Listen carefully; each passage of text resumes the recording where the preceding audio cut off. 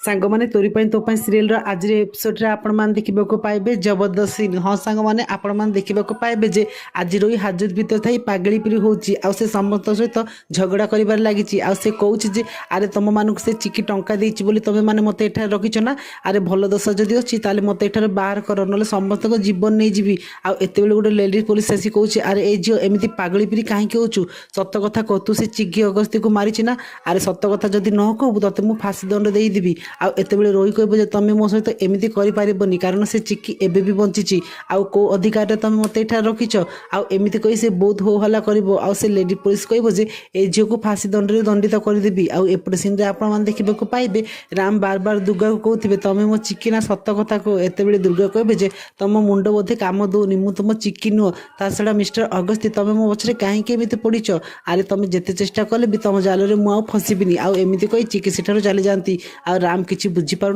थे सतरे से चिकी ना दुर्गा एपटे रोही भी जानी सी दुर्गा नुह चिकी। तो फ्रेंड्स आपको कौन लगुच परिवार सामने कौन दुर्गा को सत आसो परिवार लोक जानीपारे जे चिकी ही दुर्गा जदि हाँ आमको येस बोली कमेंट करूँ।